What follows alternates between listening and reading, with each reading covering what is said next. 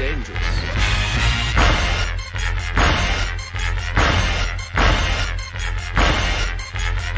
Bad feeling about this. You don't seem to understand something.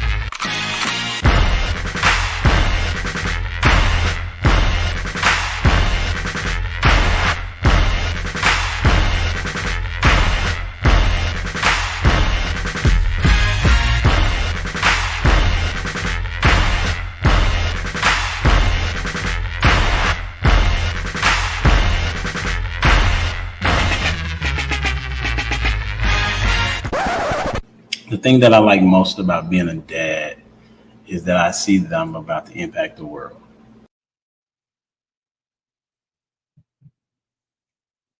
Hey, what's up? What's up? It's your boy Humble Dad back with another edition of Humble Dad Podcast. We got a great show for you this evening. Why? Because I said so. And the topic of discussion is going to be hopefully not triggering, but something helpful to the people that are going to be listening. You know, our title is going to be Marriage is a Risk, Why Take It? And, you know, us on the panel and the podcast have our perspective on marriage. And for me, I think it's beneficial, but everybody doesn't think so. There's a lot of things going around these days in which people are saying not to get married. But since it is a risk, let's talk about why to take it. And so the question today we're going to start with is, what is your take on MLK Day? Or what does MLK Day mean to you? And we're going to start with our philosopher, Mr. Lost in translation. Thank you, sir. How are you today, Humble Dad? I'm doing well, bro. What's up with you? I am well as well. Thank you for asking. For sure. What you got? What Martin Luther King Day means to me is a reminder of how far we've come. You know what I'm saying? It allows us to take a look back as a reminder to make sure that we focus on the content of everybody's character instead of what they look like on the inside. And I think we may have gotten away from that from time to time, but I do appreciate having the reminder from time to time. So that's what it reminds. That's what it means to me. That's what's up. I appreciate you as always. And we're going to welcome to the stage the Incredible Hulk, Mr. Prototype. What's up, baby? How you doing? I'm good. What do MLK Day mean to me? A day off and ski trips. A day off and ski trips. That's been the impact it's had on me personally. I'm not the history buff or the we shall overcome person. You know what I'm saying? So I'm a little ignorant in that form. So No worries. And then we got our country bumpkin.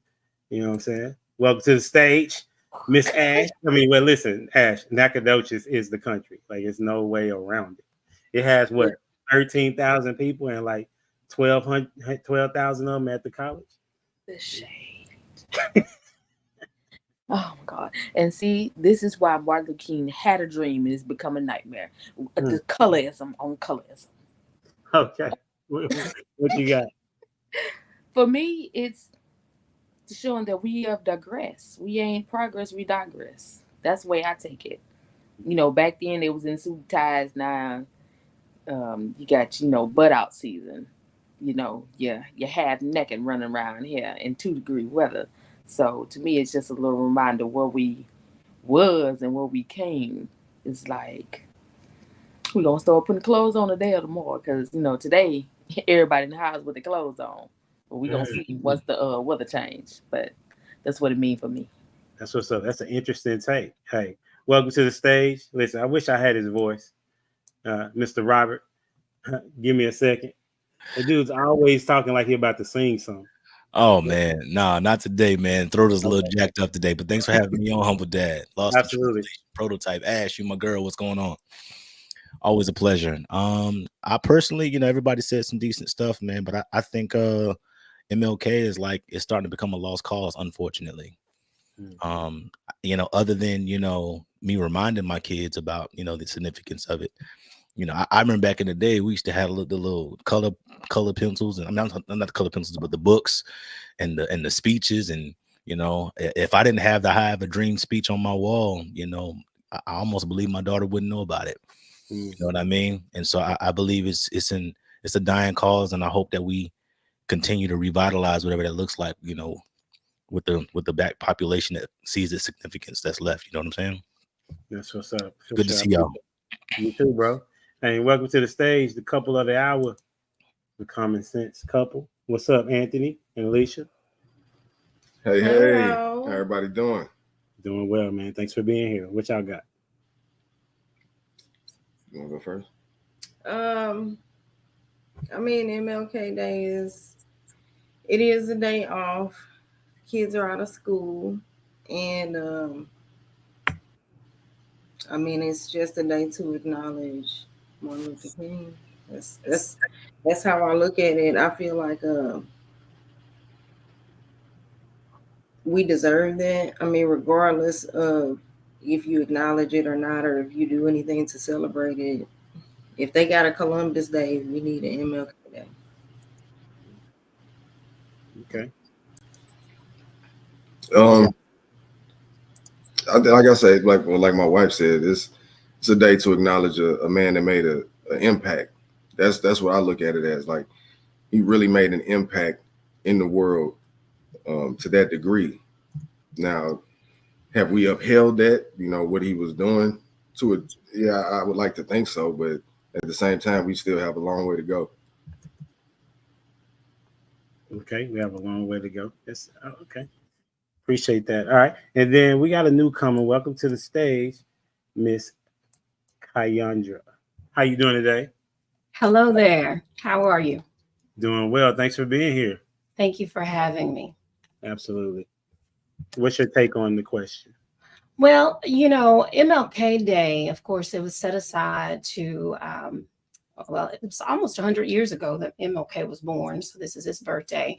And it was set aside to commemorate and to reflect. But I do agree with everything that's been said, although that we are to commemorate all of his accomplishments. Unfortunately, a lot of those things are being undone in our current society. And so it's almost becoming just a day that we're off of work and out of school, unfortunately. Yeah. Yeah. That's a true point. Being in education, I would say, well, first, as far as being in my house, Kendra currently has the kids watching Eyes on the Prize. I don't know if y'all seen that documentary, but it's a good documentary to watch. The transition from, or mainly talking about civil rights and all the people that were involved in it, and how we got kind of like to the point of where we are. So that's one thing that you could watch. It is on, I don't know if it is on Peacock, Hulu, something like that, Amazon, one of those streaming platforms. And some of the things that I knew, and some of the things I did not know. So I think MLK Day is a day definitely to reflect, really, but it definitely has become just one of those let me get out of work passes.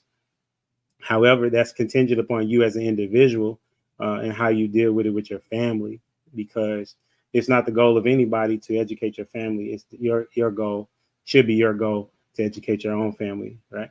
So with that being said, I think it's a good day to reflect, and hopefully we continue to do so, and to see that one person, well, it wasn't his idea, but however he took upon somebody else's idea, made it his own, and made it pretty larger than life. And there are some benefits to what he has done.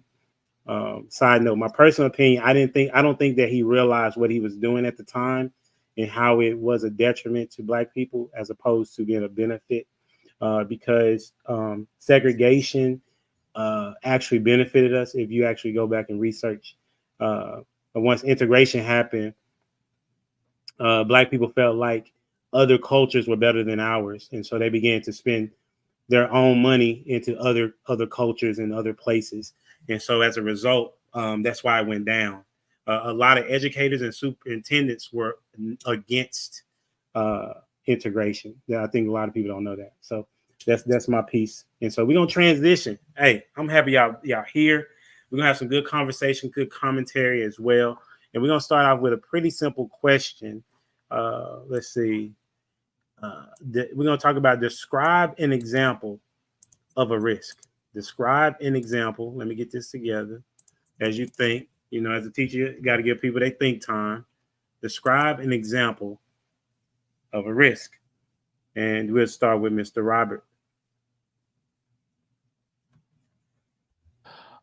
So a risk, man, is anything where you don't know the expected end. Anything you got to put, anything you invest in where you don't know you're going to get anything out of it. Everything, you're getting in your car is a risk. Going to work is a risk. Dealing with people is a risk because you can't control the outcome. You can't control what you're going to get in return. And you try to say things like, only thing you can do is control yourself. But even when you're your best self, it's a risk what you're going to get in return. So yeah, I think anything you encounter on the day-to-day basis where you can't predict or you can't control the outcome is a risk. And let me go with the Common Sense couple. I love them, man. Y'all gonna let me bring my girl on one day. So I love y'all, man. Go ahead. Right on, man. Appreciate it. Like to your point though, that's how I feel. I came up with this saying some years ago. You can't stop what you can't control. So like you were saying, even getting in your car is a risk. Even eating is a risk. Everything is a risk. But it all depends on what risk you're taking. Is it worth the outcome that you think you're taking this risk for? Because as we know, a lot of people take risks for very minor things, but it's all in perspective of, the person taking the risk. Let's see. Prototype.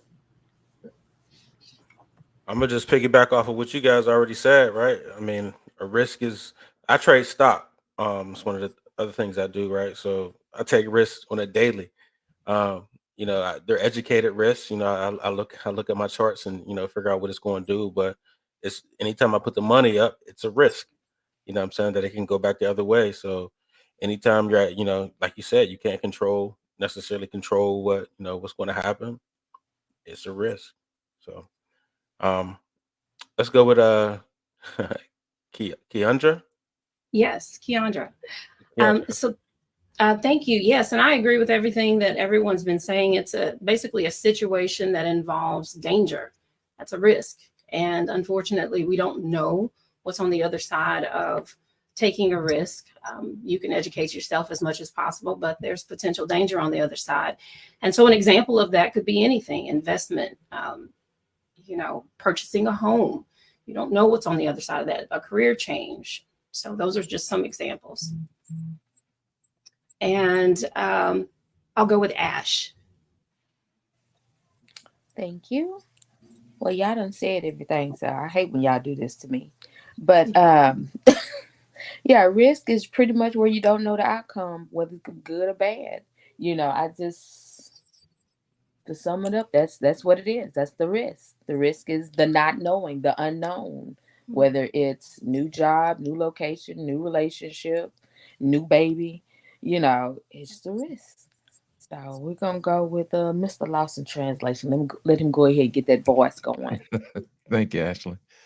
To me, risk represents an opportunity to learn something new. I'll give you an example. When a child is young, the first time they get on a bicycle, they're terrified that they're going to fall over. At first, you got your parents that hold you up, but you still fall down. But after a while, after you get it, then you start riding around. You popping wheelies now in front of your homies. You know what I'm saying? You're aware of your surroundings. You know what I'm saying? Now all of a sudden you have a new skill. Now this new skill allows you to take you to places you never thought you'd go. So yeah, I think sometimes risk represents an opportunity to learn a new skill. So I think kids riding a bike is an example of that. That's good, homie. And then last but not least, Miss Alicia.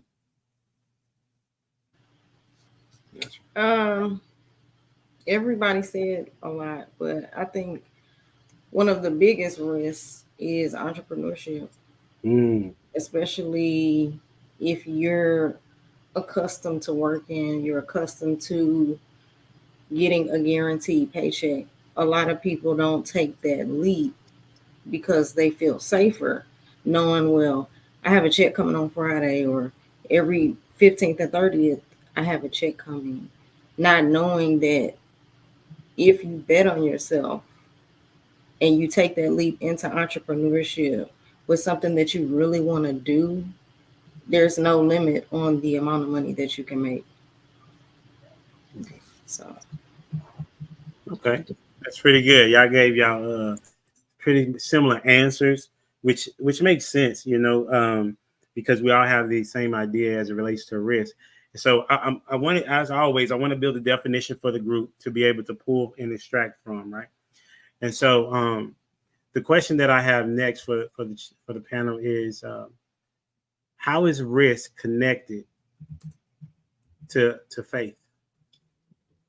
How is risk connected to faith?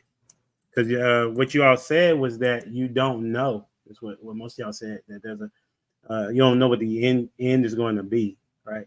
And so as I was listening to y'all, that's what came to mind, is that there's a faith that seems to come along with this, right? So I'm gonna let since you went last, Miss Alicia, who would you like to go first? I pick Ash because she says everybody takes all the answers. That's that she go first. Watch. That's my girl. See, yeah, you need to bring the bone so I can speak and run on and go, find my bone to chew on. For me, the risk is if you really, in your word, in your spirit, like you're supposed to be, your faith is going to make you take that risk. Your faith is going to strengthen how you feel about taking that risk. That risk not going to weigh as heavy on you if it fails or it don't go the absolutely way that you planned it out. Because sometimes you got to take different avenues going off and piggyback what Alicia was saying about entrepreneurship. Because sometimes with entrepreneurship, you may have to change location, change your marketing strategy, or just change up who you're dealing with on the back burner that's supplying your product. Or it may be the type of demand that's coming for you. You may have to re-up your product in a different way. I'm going to stop because that's all I got. And I'm going to go with prototype so we can argue.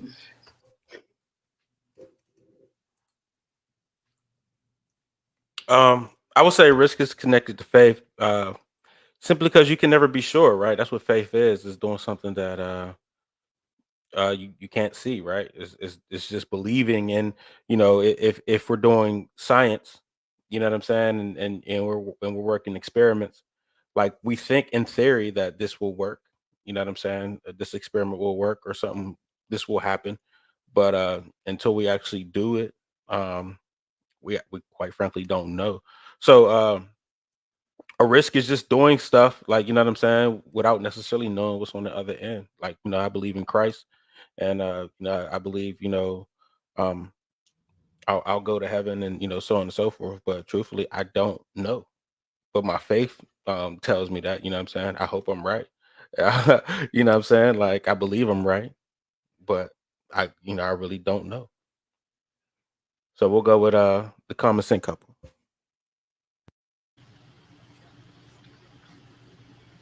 Oh, go ahead. I'm sorry. I think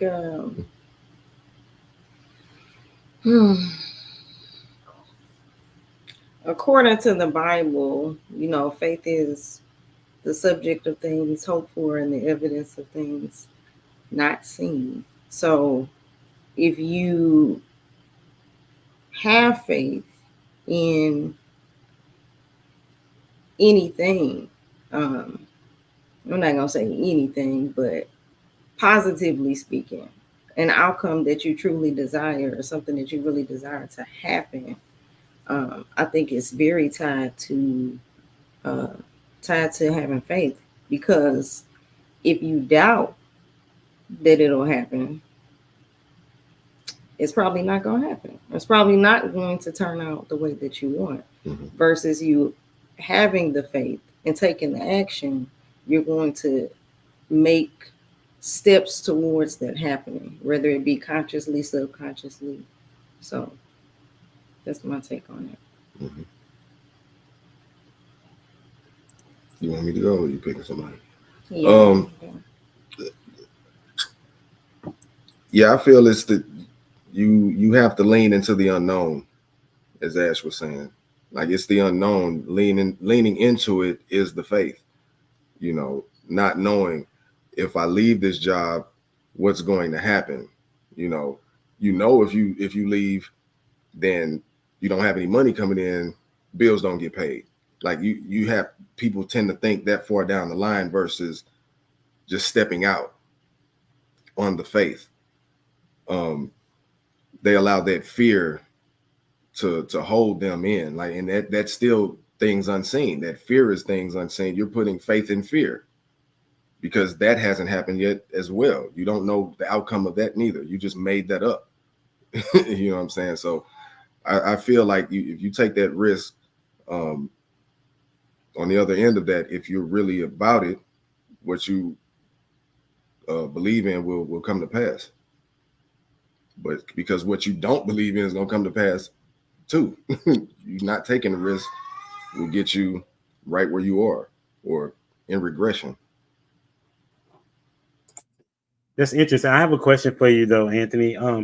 How would you say, how can faith and fear coexist? You mean coexist as far as working together? Yeah, because your statement, you said that because it was an interesting statement, but it made me think about when you said you're basically having faith in your fear. Yeah. So I'm just asking you kind of to expound upon how can they have, and don't worry about the baby in the background, it's okay. The faith and how can faith and fear coexist if they're in some regard opposite of one another? You could use your faith as a catalyst to your fear as a catalyst to step out on your faith. Depending on, you know what I'm saying, what are you more afraid of? Like, I left my job at General Motors after 7 years. My superintendent walked me out, and he had a conversation with me about he wanted to do the same thing, but he was afraid. Like, we had a fear conversation on the way to the door. I was afraid to stay because I really felt the window closing on my life of what I wanted to do. I couldn't be there for 30 years. He wanted to go. He was like, I want to leave, but I'm afraid. My wife, my family, everybody said, you better not leave that good job, you know?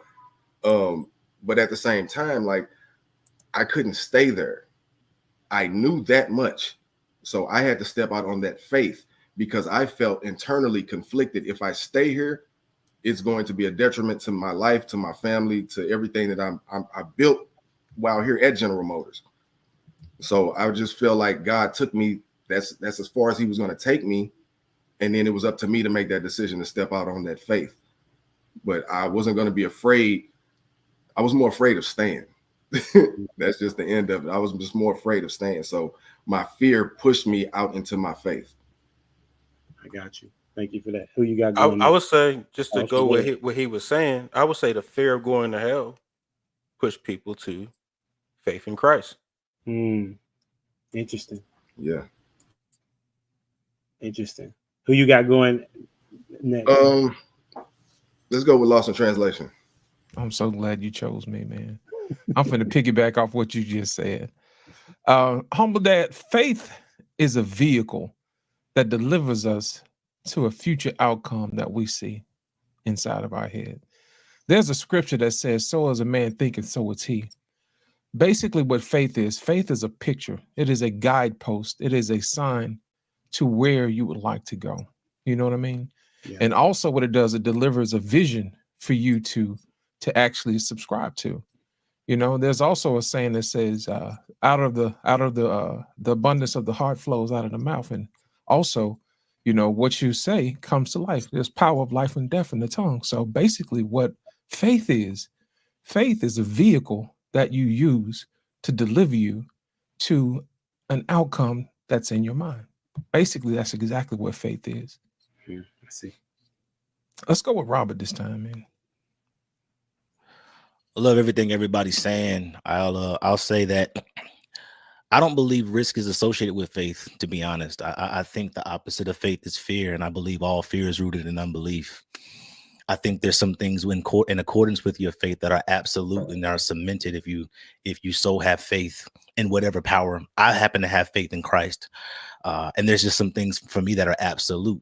Grandmama said, my hope is built on nothing less than Jesus's blood and righteousness. So for me, there's certain things that I put my faith into. And because my faith is in accordance with what I believe God is going to do for me, there's some things that are just going to happen. And if they don't happen the way that I want them to happen, that don't mean my faith is shook. That don't mean that I'm going to walk in fear. That just means, that God had a particular set of steps that were ordered for me. And so my faith says, get in alignment with my prayer life. And my prayer life says, God, just prepare me to have the peace to deal with whatever comes my way. But I'm not fearful of the negative. I'm not fearful of things that I can't control. My faith says, according to my faith, be it unto me, So I don't really associate the risk of it all. I do say that people that look at the risk side of faith, there is an element of fear. And so what I like to do with individuals that kind of talk about faith and fear, if they try to put that juxtaposed context together, I often tell them, says for a garment of heaviness, for a spirit of heaviness, he gives you a garment of praise, or for a spirit of fear, he gives you a garment of faith, whatever. So you have to bind certain things and loose certain things for them to happen. And I believe it's the posture and the position of your faith that puts you in position to ultimately either receive God's glory and God's grace and God's favor for your life, or prepare you to handle things that don't go according to his plan. According to your plan. So I try not to associate the two. Keandra, holla at us. Yeah. Thank you. I tend to agree with you. I don't think that the both risk and faith have much to do with each other. As a believer, I do believe that if there is a situation in which I'm having to take a risk, that I need to seek God first. And from that, that's a part of the process, right? And he will guide me and tell me whether that risk is worth taking or not. And if I am to move forward, then that's when the element of faith comes in. And so I agree that they don't necessarily belong together. Is that everyone?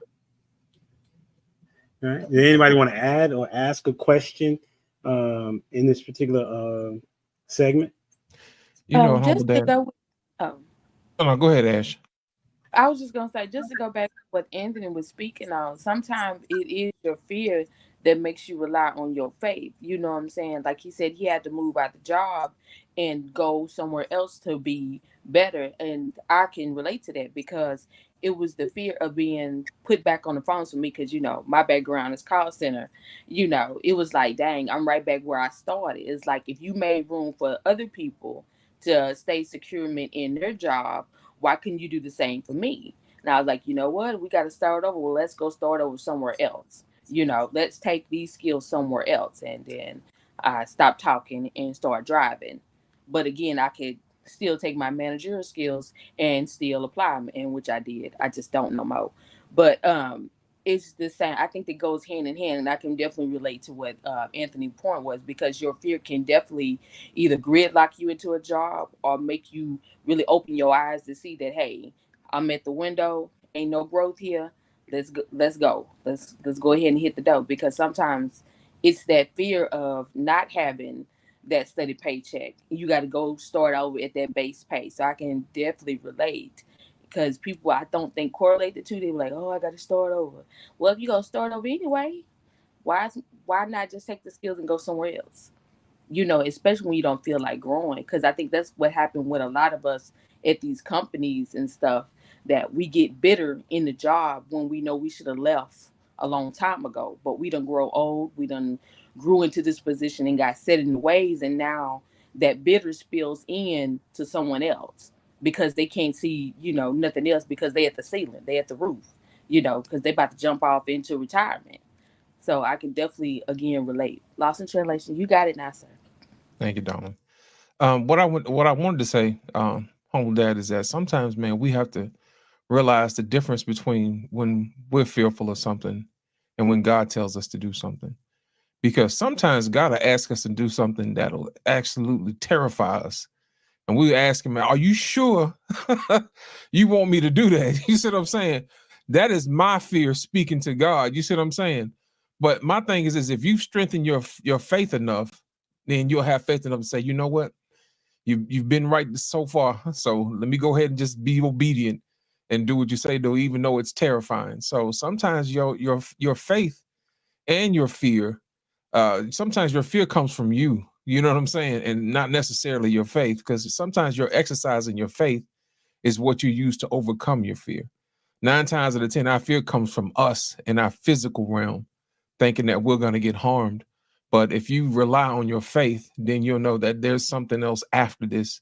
So it allows you the ability to continue and to do the things that seem scary. That's what's up. Go ahead, Robert. The one thing I also thought about while everybody was chatting is that fear is 100% natural. It's a real thing. It's something we all deal with. And so I love what you said, Anthony, in terms of fear kind of fueling your faith to a certain degree, or causing you to step out on what that looks like. What I was associating also about risk is that, but when God gives you clarity, when he gives you strategy, when he gives you some sort of wisdom, I think it removes the element of risk, and you still have the right to be scared while you're traversing whatever God is telling you to do. And I just don't want anybody that's listening to this to think, oh, I got all this faith. I'm empowered because God parted the sky. He came in my dreams and said, whatever. That's not how it works. I'm still scared. He'll tell me to do a certain, I'm still scared. He'll tell me to leave my job and go to another opportunity. I'm still scared. And I just don't want people to, naturally will say, oh, I'm taking a risk. But no, you stepped out on faith, but you're just a little scared right now. And so basically, I just wanted to make sure that, again, people that are listening to this, fear is a real thing. Try to remove the risk, because when he gives you clarity, when he gives you strategy, when he gives you wisdom, when he gives you the assurance that I got you through this process, if your faith so subscribes, then there's no risk in the kingdom. It's just waiting on it to happen, waiting on it to manifest as he said it would. Either way, though, and the key is having the peace to deal with whatever result comes from it. That's the peace. That's good. Anyone else? Like when you're in class, anyone? Okay. That's good. It kind of transitions to the next question. Are y'all picking up what I'm putting down? Do y'all see where I'm going? Some people do, some people don't. People that have been with me for a moment see it. All right. So my next question, because we haven't got to the root of the question, but we've kind of built a framework or a prototype, if you will, right, of what I want to kind of get to. So this is my next question. What does a healthy risk look like? What? Oh, that's wrong. What is a healthy? I didn't say that right. Look, I was in math. I need to do Spanish. I need to do English. What does a healthy risk look like? I'll give you a moment to think about that. Because I don't even think about it. You don't? Okay, let's go, pro. No. So it goes back to me trading stock, right? A healthy risk is, me reading my charts and understanding what's going on, taking the signs that I'm used to, whatever candlesticks is saying this is about to happen, and making that decision based off of that, right? A healthy risk is doing something at an educated level. It's not guessing. You know what I'm saying? It's doing your research. A healthy risk is, making sure you do the background on whatever you're about to do to like if you're buying a property, this is a good neighborhood. This is up and coming, blah, blah, blah, blah, XYZ. They're about to build a shopping mall right here. So that's a healthy risk when you do your research and then you make a decision. Let's go with Keandra. Thank you.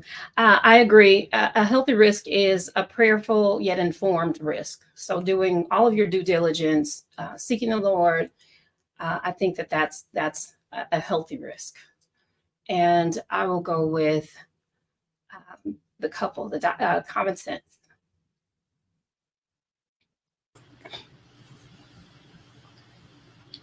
Yeah, I agree with both of you.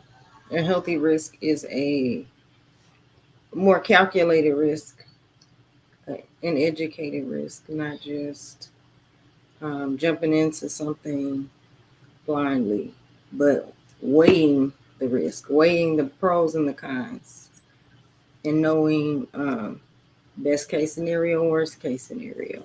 So, but if you do When you add that faith factor, as Robert said, that removes the risk, that can also be a healthy, healthy risk, healthy decision.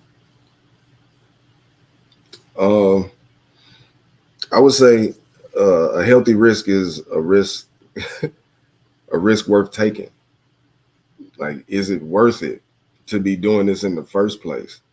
You know, we can overthink something that will just bring minimal gains, and then what? Is the risk worth the reward that you're seeking? You know, you have to look at that. So that's what I think a healthy risk is. Boy, okay, who you got next? Now, the person that's next, because y'all seem to be tracking on the same part. Give me an example of a healthy risk you've taken. So who we going with, Anthony? Let's go with Ash. Because she can't say y'all gave her no answer, because she got to give an example. But I got it. I got it this time. Thank you. Okay. All Okay. right. Let's go, Nacogdoches.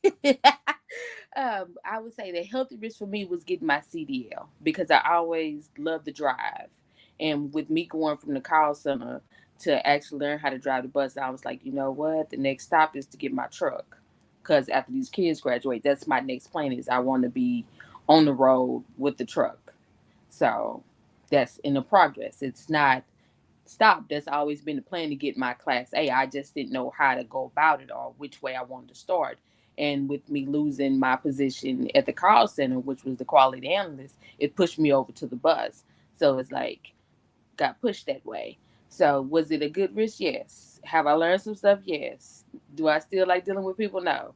Because it's a different type of dealing with people. This is a different from here to here. So it's different. It's very different. But I still love to drive.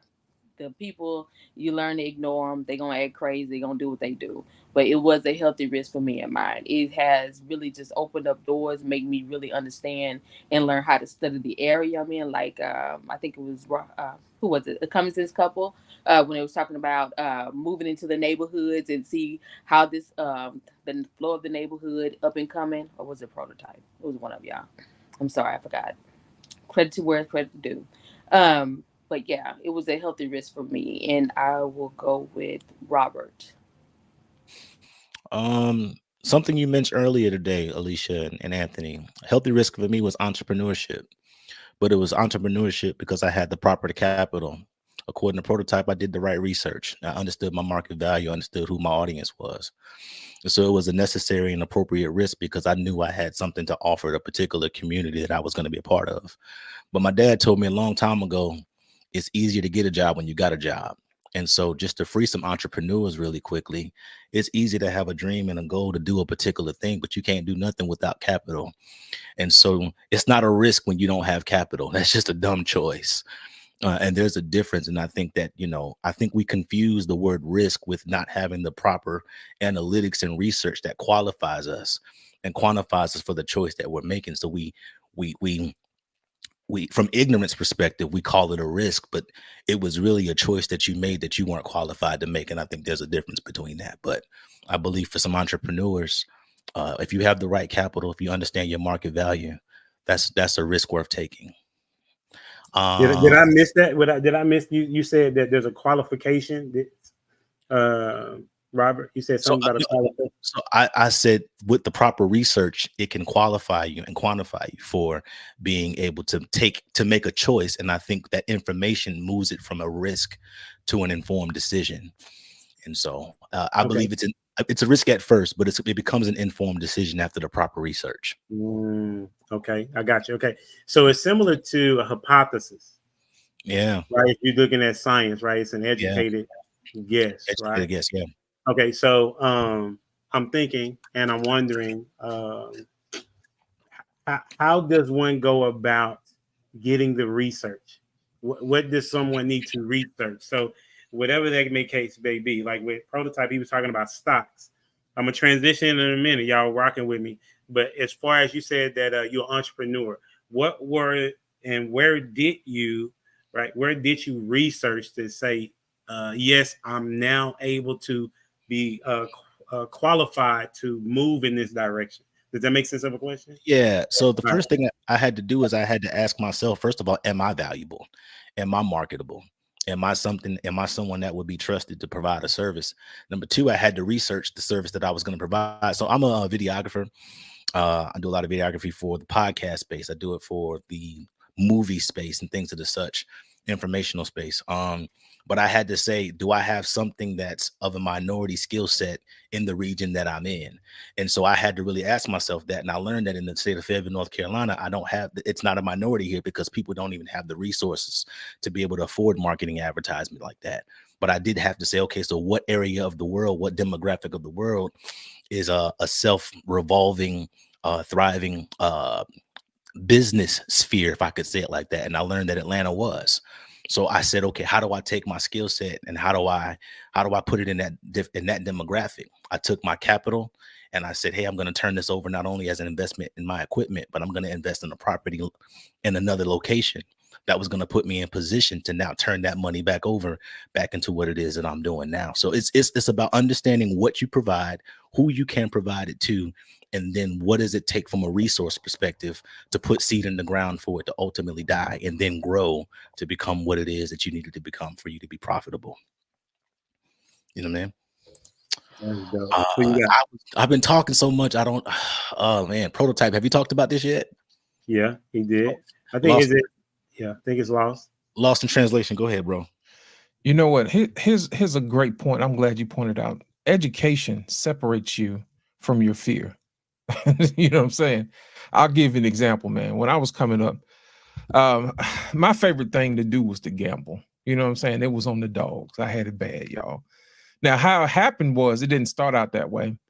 What happened was I went out there for my 28th birthday to the dog track, you know, just out there just chilling. I didn't know what I was doing. So I went out there and bet on this one particular dog on each race. I bet on the 3 dog. And I won a few times. And the guys who was like looking at me, they was like, man, you won on that? I was like, yeah, man. He said, what did you put with it? I was like, what you mean put with it? I just bet on one dog. He said, man, you ain't gonna make no money like that. You got to bet on the trifecta and the Quinella and the superfecta. I was like, what is that? It was like, yeah, you got to bet on 3 or 4 dogs in a row. I was like, man, how you do that? You know what I'm saying? Of course, they wouldn't tell me. So, of course, I went out and I played what they said play, and I lost my shirt. So I was like, oh, man, I ain't never coming back out here no more. You know what I'm saying? So on my way out the door, I said, I'm going to the gift shop, and I'm going to get me one of these key rings. I ain't never coming back, man. Forget this gambling thing. So I walked in there, and I saw a book that says 1,001 ways to win in greyhound racing. I was like, you know what? Let me go and take a chance on that. You know what I'm saying? With that $8, I've already lost $100 out here. So let me go ahead and get this book. So I went home and I practiced on paper, and I was like, well, dang, this actually works. So it took me about 6 weeks to figure out exactly how to do it. So I didn't go back out to the track, didn't play any money. But what I did was I played on paper. I took the program, played on paper. I was like, okay, this is cool. The first time I went out there, I went from losing $100 to making $600. So I was like, wait a minute. I said, this $36 book made me $600. I said, what else can I do?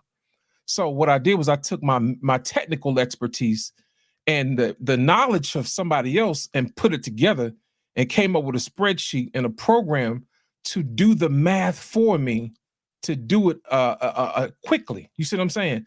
So sometimes an opportunity comes quickly. You have to be able to assess whether or not this race is worth it or not. Here's the thing, the difference how you make money in greyhound racing is you have to be able to weigh whether or not the bet is going to pay out what it's supposed to pay out, or is it going to be worth the risk? It doesn't matter if I'm right if the race doesn't pay. It doesn't matter if I'm right if I lose money when I bet. So what I did was I looked for specific opportunities. Yes, I could have won every race I wanted to because that's the way I had my system set up.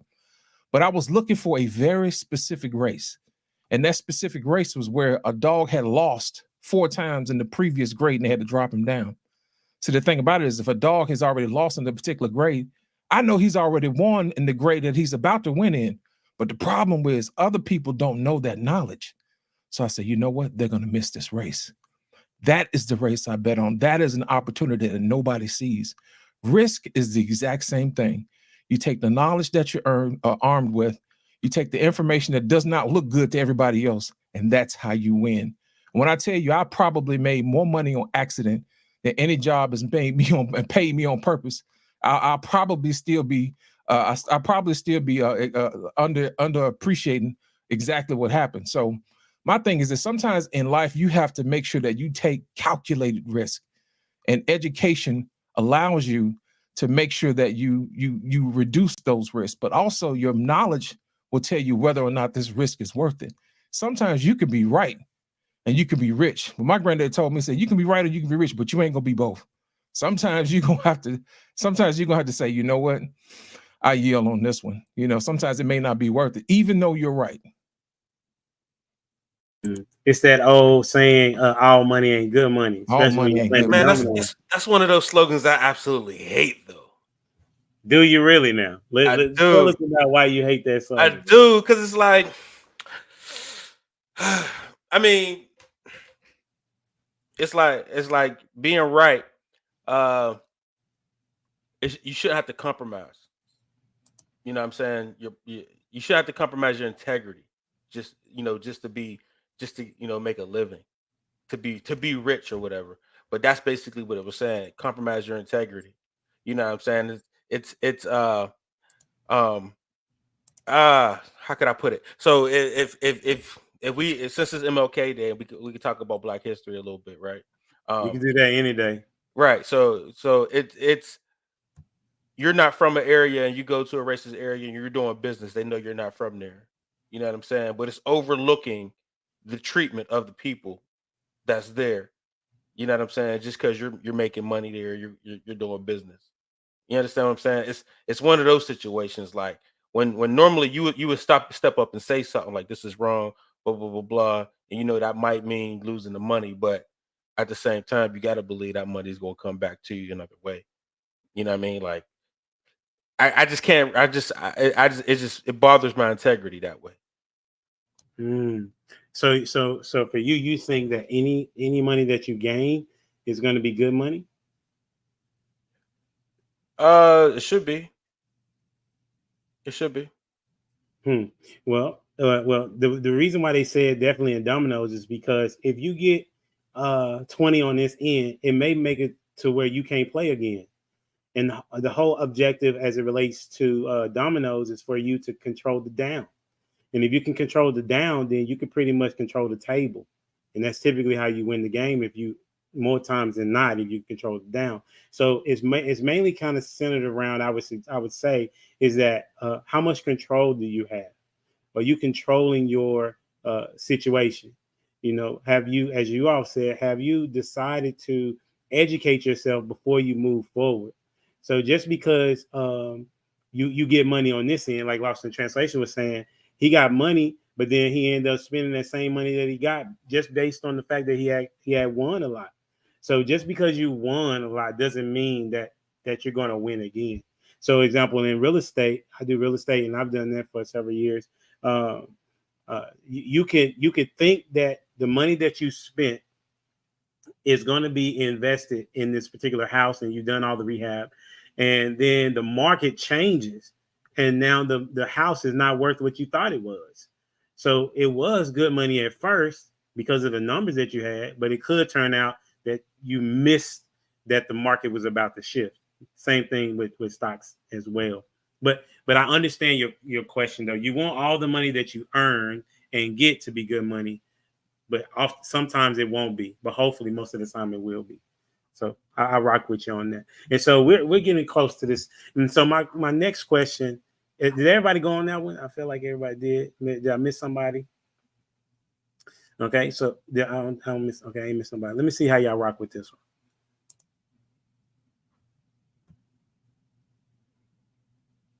How much faith does it require to take risk? How much faith does it require to take risk? Now, you can give me a percentage. You can quantify it if you would like, or you can qualify it with words. Whatever the case, you can put it together however you would like. And we're gonna go with Keandra. How much faith does it require to take risk? I don't believe that it takes a lot of faith to do anything. As we've mentioned before, there's usually in our human element, there's some degree of fear when we're relying and trusting on us. But when our faith is put in God, then all it takes is a little bit to do anything. I mean, the word says that the faith the size of a mustard seed can move mountains. So with that, I don't think that it requires a whole lot. With that, I'll go to prototype. I don't have an answer because I mean that's basically it. I mean, you don't need a lot of faith, but I think the faith comes in doing the work to make the best decision for the risk. You know what I'm saying? Like the faith is going to college and believing and getting a degree because you believe at the end of it you're going to get that job you always wanted. You know what I'm saying? It's the work part. You know what I'm saying? The faith is like I said, for me, reading candlesticks or whatever to, like, oh, this is about to go up or down, blah, blah, blah, blah. Let me go ahead and put my money in. You know what I'm saying? That's the faith. The faith is doing the work. And then on the other side, now I could take the risk. For somebody that didn't have nothing to say, you definitely put some. It just came out. It was the God. It was the Holy Spirit. Like, no, say this. Let him use your prototype. He said, say this. that's what it was. Anybody can go. It's on you. Whoever wants to respond on the question, it's on you. I got it short and sweet. Your faith, I will. I guess I agree with him tonight. Prototype is that work, because in doing that work, you do get tired. You do want to give up, but the faith keeps you going. That's what keeps you going forward. The motivation on what the end product is. It's not what it should be sometimes, depending on the degree plan or whatever you're doing. But I think it is within that work, because sometimes that work, it don't go as planned. Like I had to take, because me didn't understand that there was, what was it, 2 post trip tests for the CDL. So I had to take my whole test all over again, just because misinformation, and I was studying for the wrong thing. Yeah, it was crazy, and I'm glad I got it now and not the end, because it's even worse now. But it's just go to say, if I would have gave up, I wouldn't have my license. You know what I'm saying? If I would have not stuck with it, I wouldn't be driving buses. I'd be crying, doing something else, and still whining. But at the same time, I didn't give up, because my faith was, I'm gonna have my CDL before class end. We gonna take this and we gonna run with it. And hey, that's where I'm at.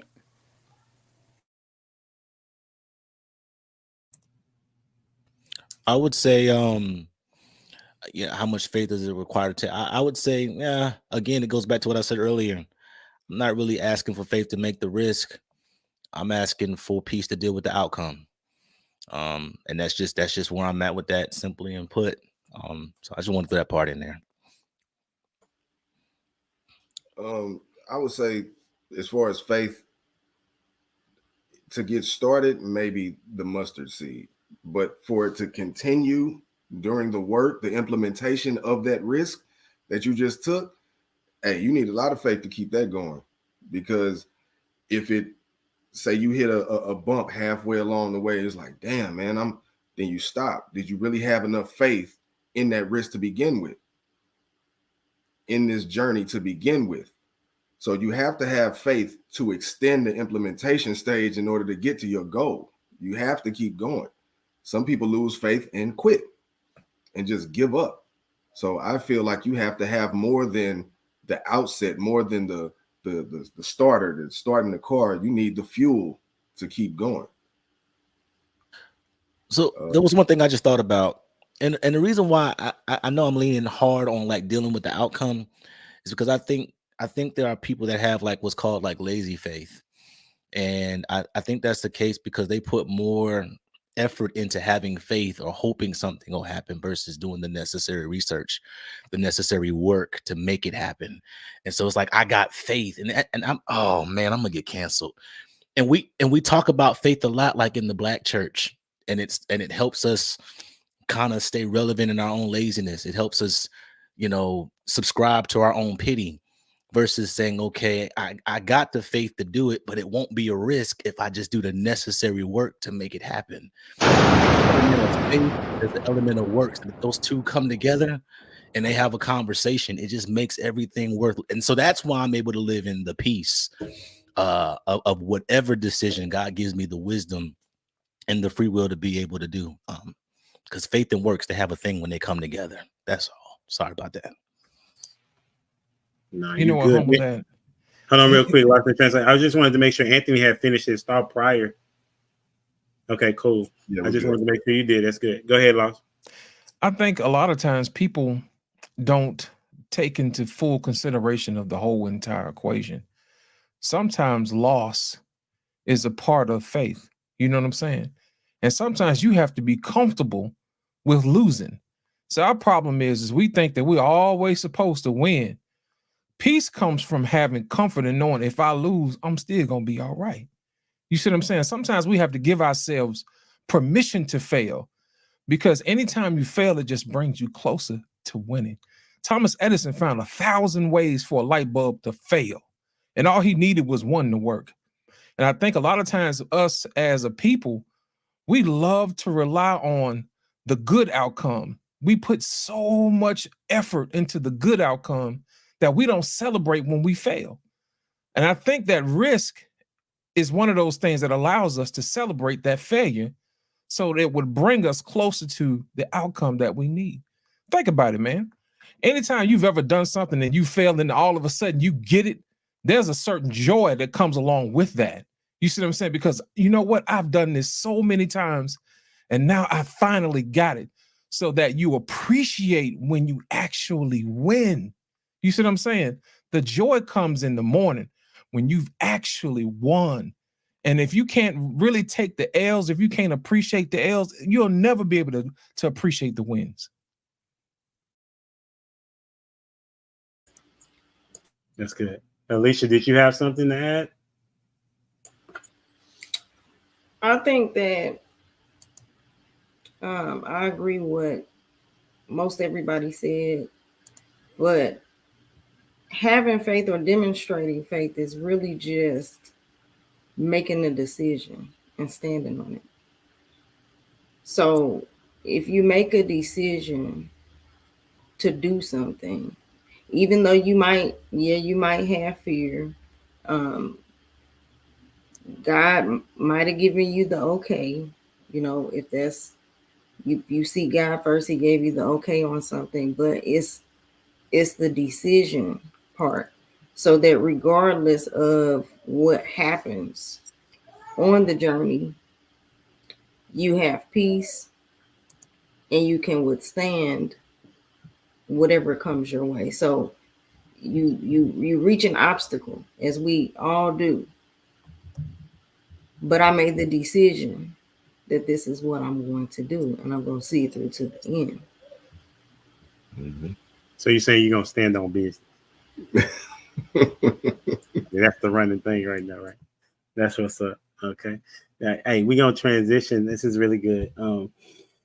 So it kind of transitions into our focal point of this evening. And so I was trying to figure out how to put this question into a way that is conducive to answering it however you want to answer it. So I'm gonna just simply put it like this. How, since we're talking about risk, how is marriage a risk? How is marriage a risk? Okay. Who wants to go first? How is marriage a risk?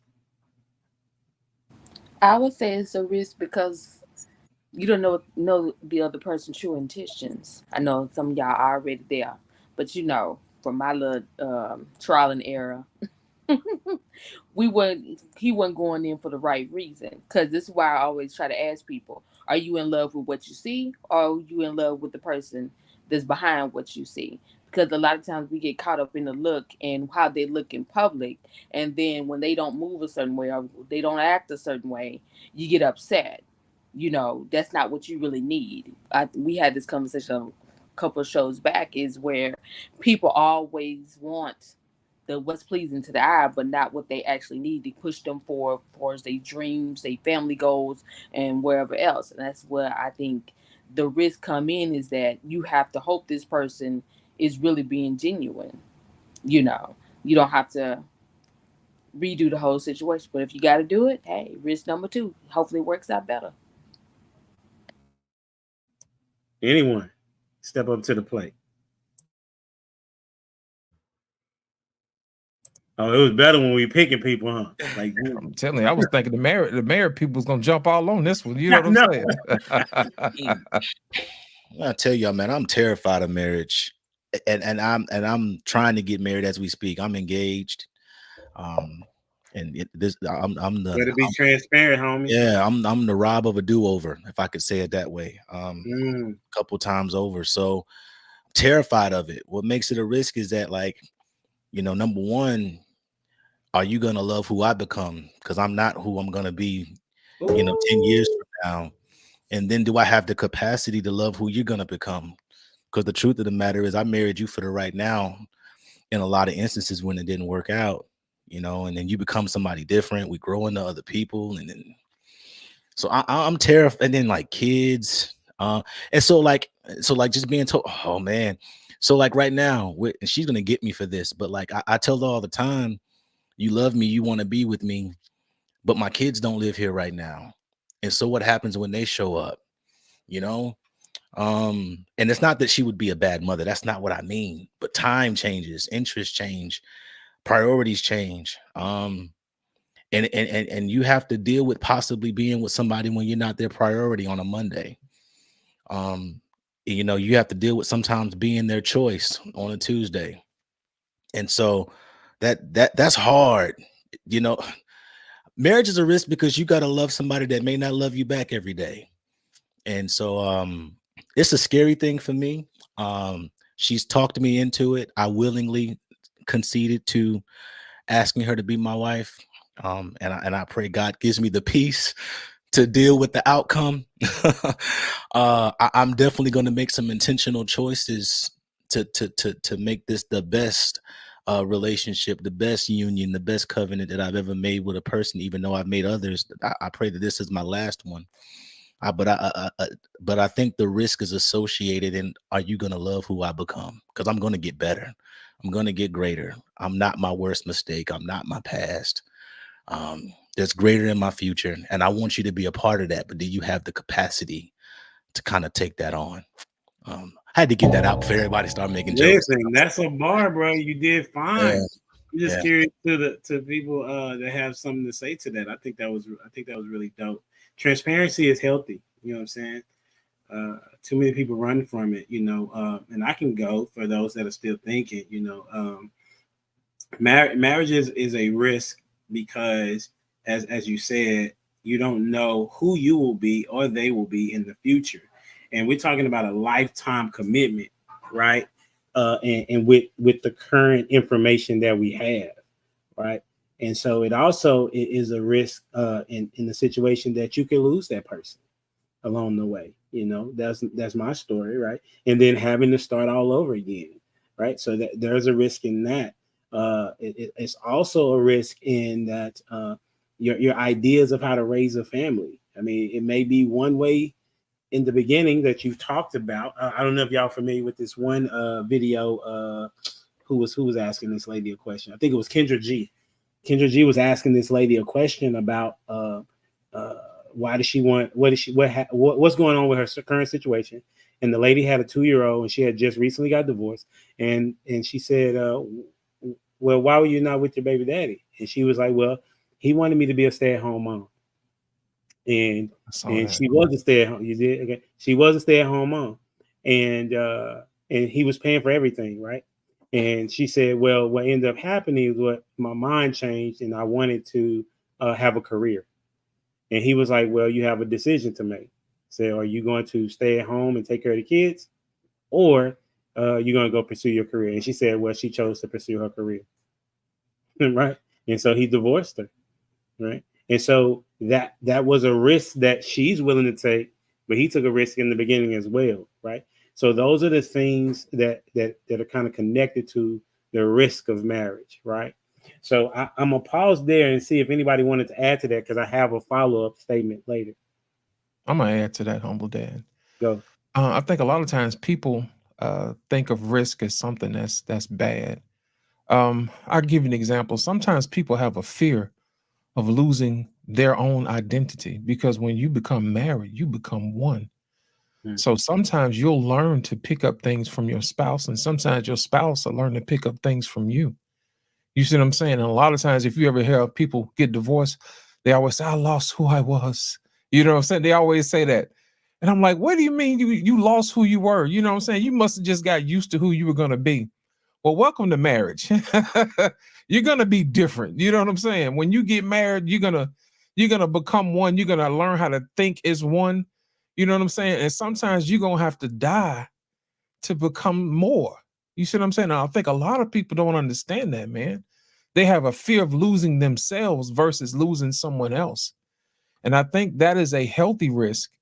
But at the end of the day, you have to have faith enough to know that who you will become will be better than how you used to be. I just feel like some people don't want to grow in the marriage. I mean, like he was giving the example with the lady with the career. It's okay for right then. The choice is okay for right then. But when you really go down the line, you start have that conflicting battle, you know, and that's what makes your true self start to show. And I don't think people really honor their true selves when they get in these relationships, in these marriage. Yeah, it's fun right now, but at the end of the day, have y'all really just talked about and really just went forward with saying, hey, this is what I really want. This is what I need from you. Can you back me on this? You know, and I think for me at that time, it was more or less like, you got your own identity. I get that. I'm still trying to figure out what path I want to go with this. Because at the time, I was trying to get married. I was offered a management position where I was. And I was like, this may not be good because I might be trying to move in a couple of months. You get what I'm saying? So I don't think people really just really iron out their actual goals. They just get with people and then mesh for then, and then down the line after they done introduce kids and introduce this whole family life, then you're ripping things apart because it's not meshing no more. The seams are coming undone. You know. Who got next? So were you gonna ask the question? I mean, there's plenty of risk, and just I don't. It's limitless to to name them all, right? But You don't have to name them all. Just I name think, some. I mean, Name one or two. you could lose your stuff. You could get hurt really bad, emotionally, physically. There's a few things. I kind of just is the next question though. Why take it? 'Cause that's what I want to get to. You want to take? Okay, before you get to that, because hopefully y'all have seen me build this particular picture to get to this point. But Anthony, Alicia, did y'all want to add to this at all? Yeah, we did, and we knew that everybody was gonna be looking at us first. So why they gonna be looking at Right. you? I guess so. marriage is a risk, just like a lot of things, because you don't know the outcome. So just like with anything, it's important. It's important to take time to make a decision like that. Like it's a huge decision. So like I've shared, I've been married before. So this is my second marriage. So I was never in a rush to have another failed marriage. But I felt like when I made the decision, when my husband asked me to marry him, I wanted to marry him. And I made the decision to do that because all of the things that I did want were there. Now, will they always be there? Will they always stay? I mean, so far it has been. We've both changed. We've both grown, and it's a good thing. But I think we allow each other space to be ourselves, space to grow at the pace that we want to grow at, but we encourage each other. So if I see that my husband is on a path of, hey, I'm cutting social media and I'm reading books. I'm on a path of, hey, I'm working out, I'm working on my body. A lot of times we kind of adapt to each other. That might motivate him to start working on his body. It'll motivate me to read more, so that it's kind of like we're growing at the same time. We have a lot to talk about. We have a lot to advise each other on. So, you could be in the opposite situation where you got one person that doesn't want to do anything regardless of what their spouse is doing. So just to see things like that prior to us getting married was a great sign to take that risk. Yeah. I would say us, it was a greater risk for me to not be married, the path I was on. Yeah, straight up. I was out there bad. So not to say that I got married solely just for that, to save me or nothing like that. It was just, I already knew. That, though. What happened? You can say that though. I mean, it was, but at the same time, I was prepared. I understood where I was going without having a partner with me. It was a risk with that. You know what I'm saying? Like, that was a heavy risk in the life that I was living.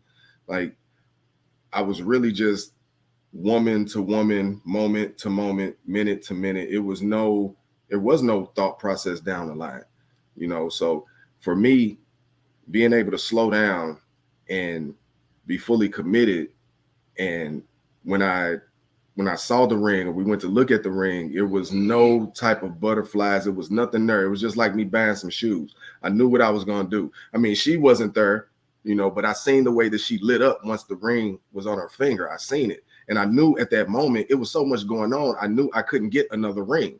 It had to be that one. So I was ready to take the risk. I didn't feel anything about it, just with losing the job, or not losing the job, leaving the job. It was a risk that I was willing to take, because prior to that, it was hard. Things weren't shaking right. So it's like, okay, why not? Why not? And us being together prior to getting married was me reading the candlesticks, like Prototype was saying. Like, I was doing my market research, us dating and getting to know each other. So it mitigated the risk of marriage, and also my faith in myself, knowing that I'm gonna be all right no matter what. Even if this doesn't work out, I know I'm gonna be straight in any situation. I know I'm going to be okay. So it really was a risk, but it wasn't, in my estimation. I see some fellas in these days, they be afraid, I'm not getting married because she's gonna take half my stuff. Well, if you go into a marriage thinking that's what's going to happen.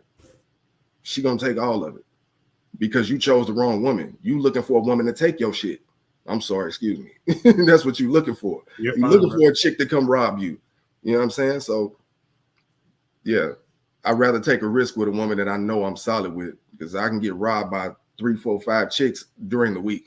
That's what I want to elaborate on. That's what I want to talk about, right? Like, go ahead. People talk so down about marriage. Oh, she take your stuff, and men aren't getting anything out of a woman. We can get a maid. We can buy this, blah, blah, blah, blah. Man, y'all forget, man, like, marriage protects you. Men should get married for protection. You know what I'm saying? It's your alibi. You know what I'm saying? It's your, if you lived in the street, it's your go home. Like, I'm going home to my family. Like, you know what I'm saying? It's that reason to, like, get out the street. It's that reason to live longer. You know what I'm saying? And 85%, what is it? 85, 87% of millionaires are married. Right. What they know, right? That the rest of the world don't know. Well, I mean, it protects you in that, right? From being a target. Because let's say you do become a millionaire, you're a target to every woman out there. She's coming to get your cash. You know what I'm saying? Go home to your family. Go home to your wife. You know what I'm saying? At least that one's trustworthy. At least that one got your kids. At least that one got your name. You understand what I'm saying? Because if you do make it, these women out here they're gonna get you. You a target now. You're a target for her to set you up. You're a target for dudes out here in the street to set you up. You're a target for STDs. You're a target, like, you get married for protection. And that's what men don't understand. Like, marriage is protection from all this dog mess out here. You know what I'm saying? And, like, You can be a monk, right? You can be a monk, but good luck. That ain't no easy road either. Like, you know what I'm saying? You can stay away from it all and be like, oh, I don't gotta get married. Okay, go ahead and do that. You know what I'm saying? But marriage protects your heart as well. Like, you know what I'm saying? If you're doing it right, you got, like, my boys jump on me all day. I'm loved. Like, you know what I'm saying? Like, it's full of love. It protects your heart. It protects you from that loneliness. It protects you. Like, when men are lonely, we start doing dumb stuff. You know what I'm saying? We don't got nobody in the crib. You know what I'm saying? We like Rockwilders. You leave a Rockwild at the crib by itself, you come back home, the house is total. You know what I'm saying? And that's how men are. You leave a man by himself long enough, oh, he's running the streets being reckless. You know what I'm saying? Go home to your family. You know what I mean? Like, that's the first thing people say. Like, why are you out in the streets? How you get arrested, man? Why aren't you at home? Go home to your family, dog. So that's why you take the risk. So you can protect yourself. Can we just slow clap the bar of the night? It was a greater risk to not be married. Like, that's the one. Yes. I don't know who's listening to this. I don't know who needs to be freed by this, but that was the bar. That's why I said they my favorite. I'm gonna call y'all. Listen, that's the bar of the night. Y'all just prototype, Anthony. Y'all just blessed me. That's good right there. I'm sorry. That's the bar tonight. Man, y'all have been an amazing panel. This is an awesome conversation. I do what I can, man. I think y'all saying thank you, HD. I think that's what's going on. So I'm just gonna appreciate it. Yeah. Hi, Yanja, what's your thoughts? You want to get in on this? Definitely. I'm married, and I wouldn't have it any other way. So I listened to most of that, and I agree with most of it. You know, I was that kind of person that enjoyed being single. I wasn't in a hurry to get married. The streets don't owe me anything. I had a great time. I'm probably older than everybody else on this panel. And, you know, I was out there for a little while. My first marriage, I was married for 10 years. Unfortunately, it did not end well, obviously, but I am married to a phenomenal man right now. We don't like each other every day. I mean, we probably don't like each other today, but tomorrow's a new day, you know, but we love each other. And I've heard some of the things, I've heard people being vulnerable and saying that there's fear involved in being married. I will tell you this, as someone approaching their 50s, don't always look for the happiness every day, but because that's not realistic in marriage. And you know, when I hear people talking about, I don't know if that person is going to love who I'm becoming versus who I am right now. Well, I don't know who I'm going to be tomorrow. So the thing is, it's a risk worth taking, period. You know, you never know what the outcome is going to be, but you take the risk anyway, because there is nothing greater than to marry somebody that you can grow with, someone that you can create with, someone that you can invest with, someone, I mean, all the things. I have a beautiful marriage and a beautiful family, not because we love or like each other every day, but because we're working in tandem, we're working as one, and it makes it worth it. That's phenomenal.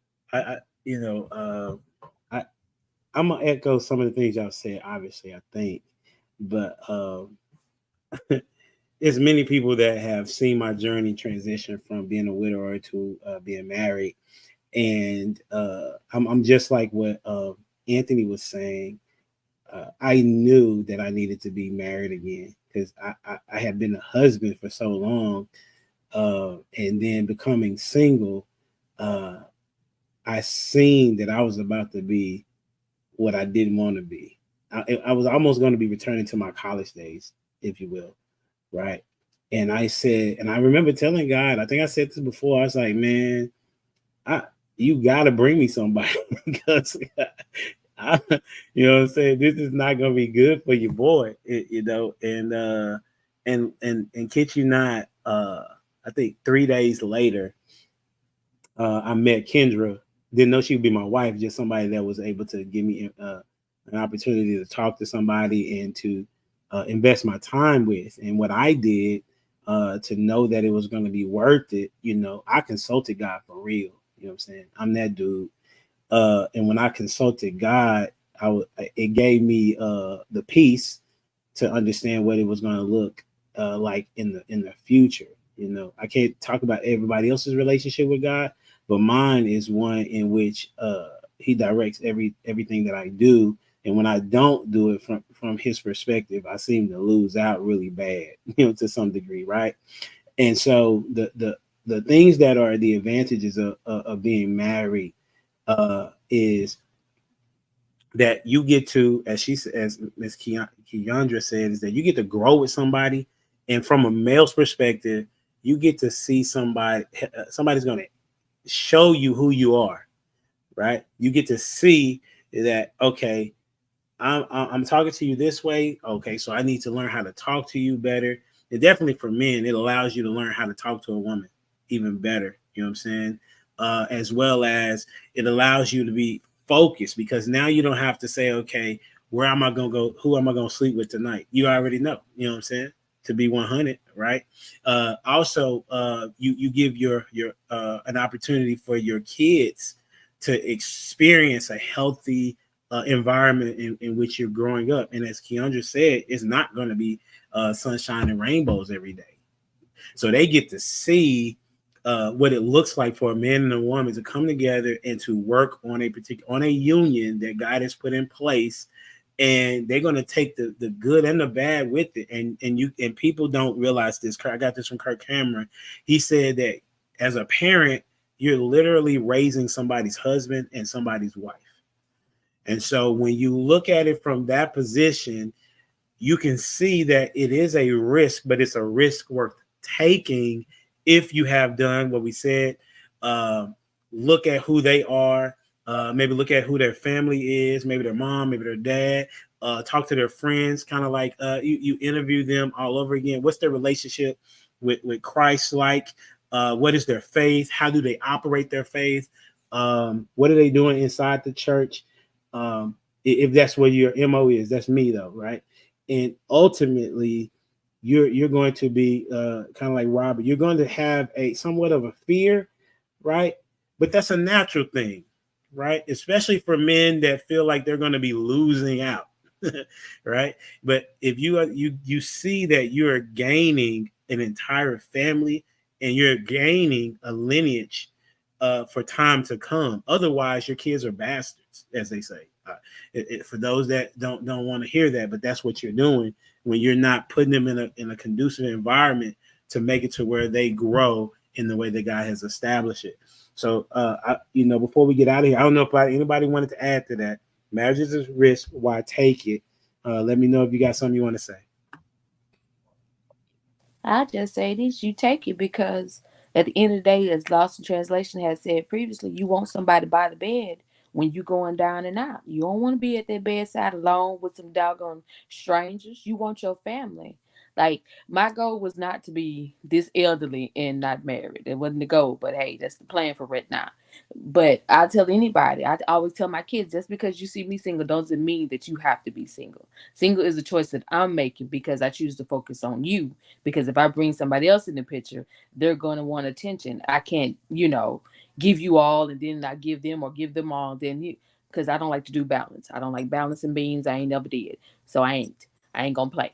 But I would honestly tell any woman out there, just because you're a single parent doesn't mean that you have to settle for the crumbs, the crap of the bucket. You don't have to settle for that. If you really take the time and really date, really put forward an effort, and not just smile in everybody's face that comes up to you, you can conduct yourself in a way that'll bring you presentable men.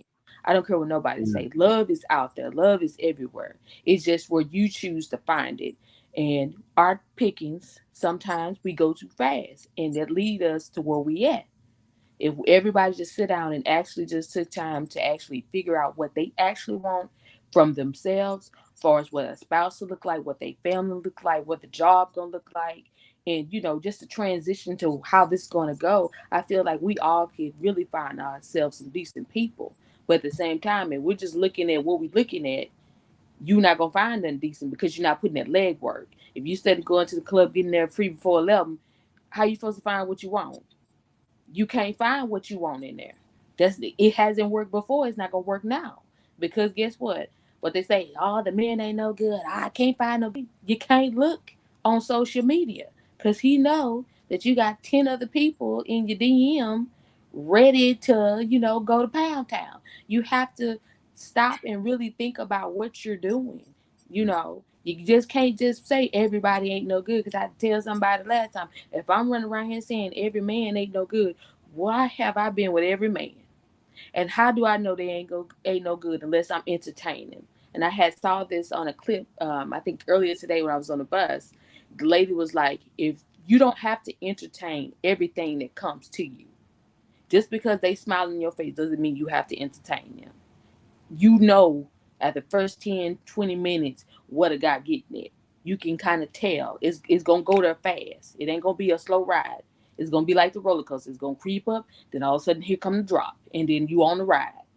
It's your choice. That's what I don't think a lot of people understand. When they do marriage, they want to do a rush marriage and expect the rainbows and the sunshine. No, if you really do the work and learn your partner, you'll have the rainbows and the sunshine with the hailstorm, and you'll be able to walk through tomorrow and know that, hey, when I lay down next to this person, they ain't trying to bust my head when I wake up.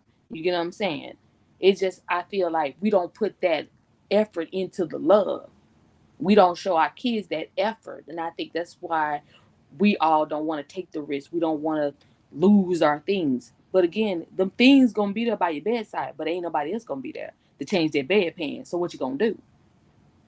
Why is there so many rainstorms that y'all keep talking about? Because I done been through them in my umbrella. Good Lord. Like, yeah, Ella, I see why people don't want to get married. Oh, there's rainstorms. This never happened. Don't look for happiness. I'm like, good Lord, I don't want to do that. Shoot, But- who want to go to that? Could I challenge you? And I was thinking, because I talked about the fear, and I told you I'm happily engaged. I'm looking forward to the day that I wed. But the rainstorms, if I could say it this way, are connected to did I learn my own lessons? Because I would surmise that I was the problem all the time, because I'm just being responsible for my own choices, my own actions, and everything that I brought to it. You can't divorce yourself. And so, those rainstorms have everything to do with, in terms of what I want to prevent going forward. Did I learn the lesson the last time? And so the fear ain't love. The fear ain't companionship. It ain't covenant. It has nothing to do with, like you said, Anthony, it's worse for me to not be married. But if I had fear connected to it, if there was an element of risk, is that did I learn from me? Because I tell people all the time, when me and me have a fight, me gonna always win. And so I know that if me wins in a space where I'm supposed to be in union or covenant with somebody else, that may not always contribute to the greater good. So do I have the capacity to know when to hold them and when to fold them? Do I have the capacity where disagreement doesn't mean disrespect? And I'm not saying that all these areas apply to me, but I'm talking to the person that is fearful of making that commitment and saying they don't want to trade in their singleness for union. It's really asking yourself, have you learned from life's mistakes? And the last thing I'll share is one of the things that kind of took off on our podcast is, have you lost enough? And I believe when you get to a space where you've lost enough, in divorce, when you've lost enough because of what settlements come from that and all that kind of, when you've lost enough sleep, you'll get to a point where you'll rest in the fact that it's better for me to be in union. It's better for me to be in covenant. And then you make the necessary and requisite sacrifices to do so. So That's what's Yeah. Can I touch on that real quick? Yes, sir. I completely agree with what Robert just said. Like, going through the growing phase of being a bachelor or whatever, it it was crazy. Like you had just stated, it was better for me because I kept meeting the same woman in different bodies. Dang. Like I kept seeing the same person. What was that Bruce Lee quote? It's like the pain will leave the body when it's the lesson. When it's done teaching you. You know what I'm saying? So I kept seeing the same woman because, like Ash said, I was putting myself in that same environment at the club, at the lounge, at the bar, in social media, Facebook. It was all easy, but I kept meeting the same woman. There was nothing challenging about it, and it was draining. Like it was draining. I was drained. Like I was oversexed and drained to the point that I had nothing left to give, even to myself. So I lost me before I even got married. You know what I'm saying? I was losing me to the streets. I was losing me to these women. I was losing me to this life, this liquor, this money. I was just losing me constantly to where I was just depleted. Like I was on my ass spiritually. So when my wife came around, we just talked. So it was all about talk. It wasn't any sex. All the drinking. I mean, I was still drinking, but all the other stuff that I was doing, it was done. We were just building spiritually. We were building, just connecting. Just what does she like to do? What, deep things. We had deep conversation, which was, it piqued me. It piqued my interest, and it filled me back up to where it's like I could give all of this to this woman. I can give all of who I am to this woman in this moment and in this life. And that's where it went for me. Otherwise, I just would have been, I don't know where I would be right now. I think That's what's up. Say something. Go ahead, ma'am. I want to say something back to kind of in response to what Ash was saying about single mothers or single women kind of making the wrong choice in men or moving too fast, ignoring the red flags, putting yourself in spaces to meet men, but you keep meeting the same type of man or the wrong type of man. I think it's important to definitely try to be happy in the singleness. It's hard being a single parent. When we got married, I already had 3 children with my ex-husband. And while my ex-husband was always there, he was always there for his children, it was still hard. It was hard, but I would never use that as a primary reason to say, "Ooh, I need somebody. I need a husband. I need somebody to come here and help me with these kids." Because at that point, you probably gonna draw the wrong person. So I had to really focus on, for one, just the desire to get married. I was never opposed to getting married again, but I wasn't looking for it. I wasn't looking for a man.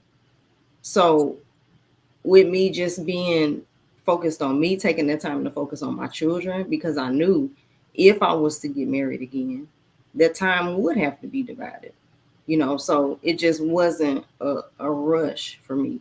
I had to sit with that and learn me. And it was really, I just didn't have a problem with it. So when he came, it was okay that we took that time to know each other, to learn each other, to just evolve into what it was going to be versus, hey, are we getting, like what's happening? Or are we going, like, I'm on a time crunch? It just wasn't like that. But I do see, mistakes can be made when you kind of putting certain reasons that shouldn't be primary when it comes to making a decision.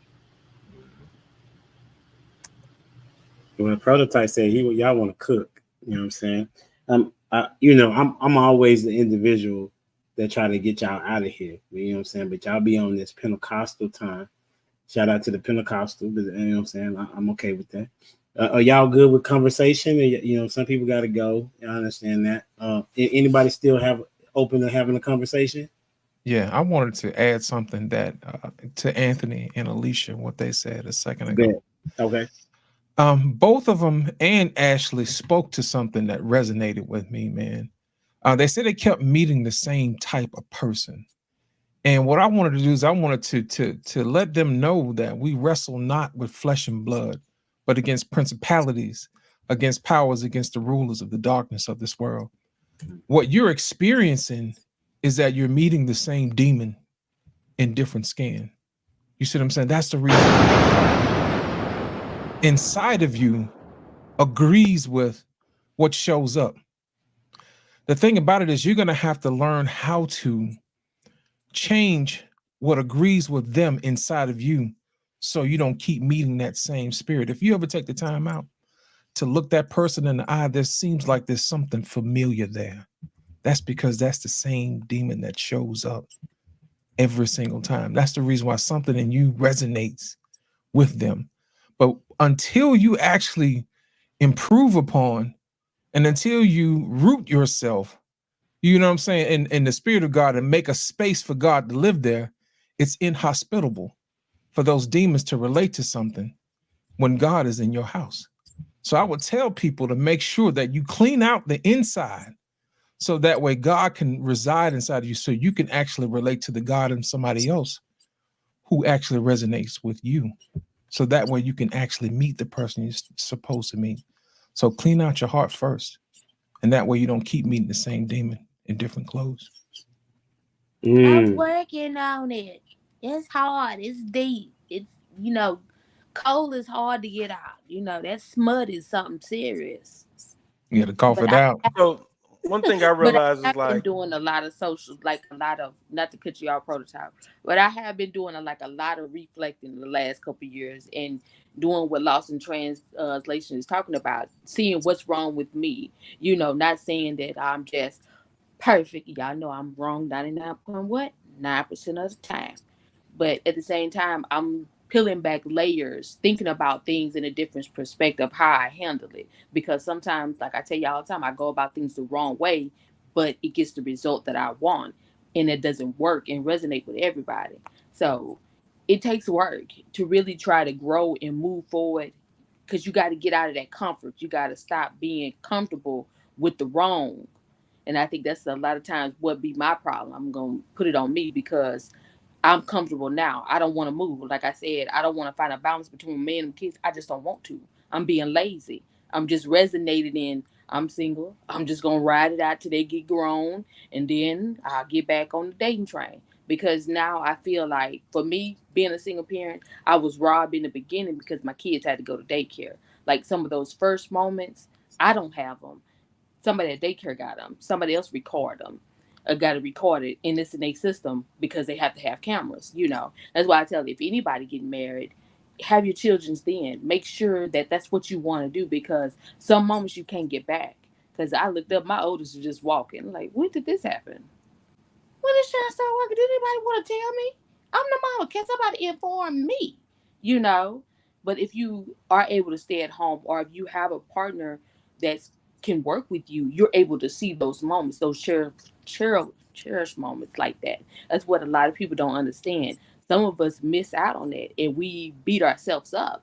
And you don't want to miss out on nothing else with your kids. That's where I'm at. I'm just gonna say that's where I'm at. I think I have a question for you, Ash. What's up? Do you think that there's a fear that you have in getting in a place of wanting to be married while you have kids in the house? Or is it you think it's maybe an executive decision to want them to be out of the house first before you start considering marriage? For me, it's both. Okay. The executive decision is, if I get you out the house, I have to worry about you, but not as much. Because see, with me, it's more or less, I want to know that the man that I have is the man for me, not the man that's coming to get what's in my house. If you understand where I'm going with that. Because a lot of times you see that people do prey on single mothers because they know that you're working and you work a lot just to make sure your kids have. And I'm the one that works a lot. I'm going to push 42, 43, 48 hours out if I got to make sure everything runs smooth and nothing miss. And I don't want a man in here cooking up a shit storm while I'm at work. You get what I'm saying? Not saying everybody's like that, but sometimes the demon's at the front door with a smile and ready to grab whatever's in your house. And that's not where I'm looking at. And it is an executive decision at the same time, but it's like, I done played enough, I done dated enough, I got these kids. Let's work on building quality women, because at the end of the day, they have to leave me. And like I tell them all the time, if you want to be independent, you got to understand what independent means. You can't just throw it up in a man's face. If you're going to be independent, that means you need to learn about your car. You need to learn how to operate certain things in your house. You need to learn how to cook for yourself. You need to learn how to operate somewhat on your car. You need to understand what you're driving out there. Just hop in and out, that's not the answer.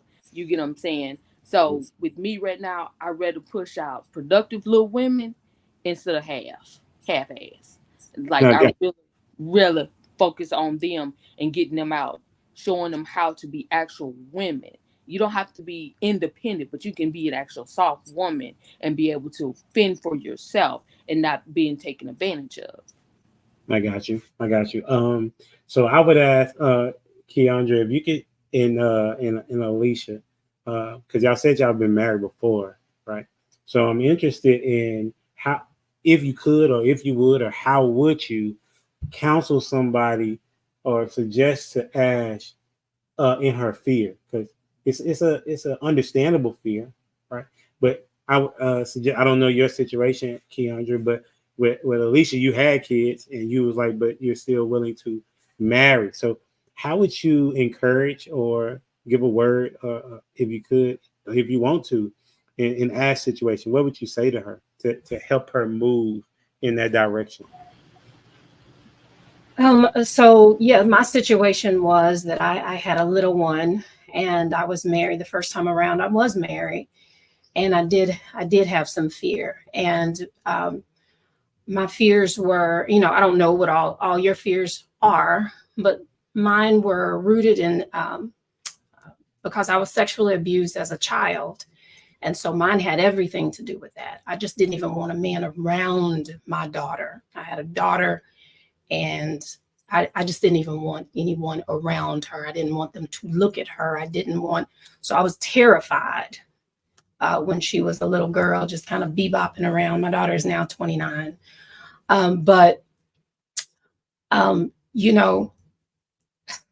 will tell you, if you want to talk about fear, I reluctantly got married, but I watched him so much so that it created problems in my marriage because I was so afraid. It's like I would pray and cry out to God, man, God, please don't let this man touch my child because I will kill him. That kind of fear. And it created quite the wedge in my relationship just because I could not ever trust him. So maybe our fears are different.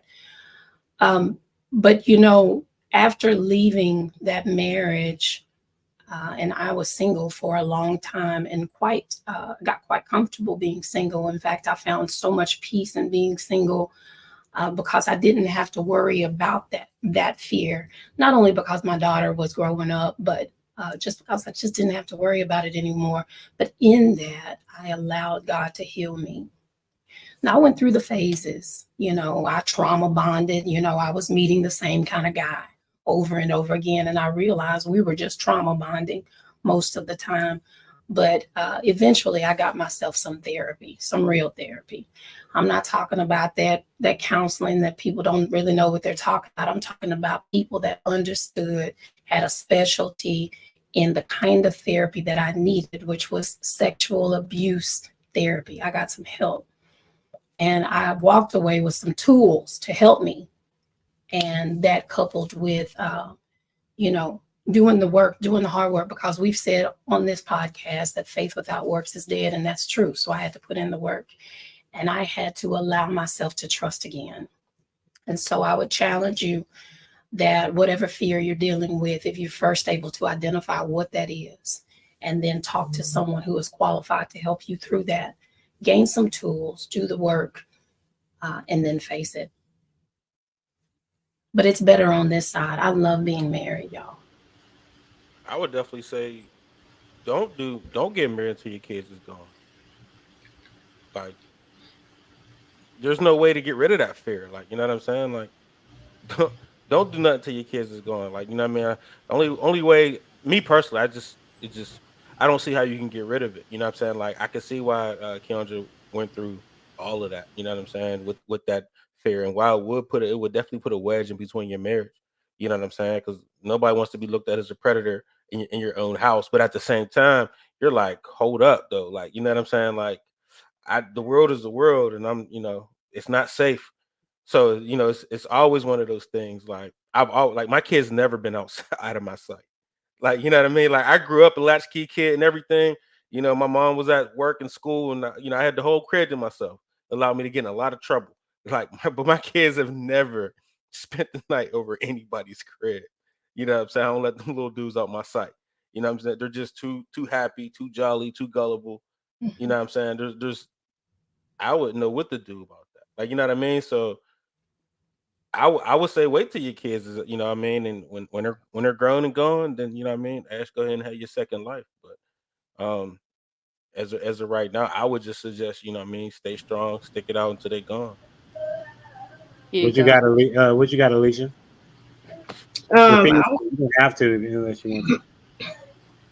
I was gonna say, I mean, I understand the fears that she has, so I wouldn't.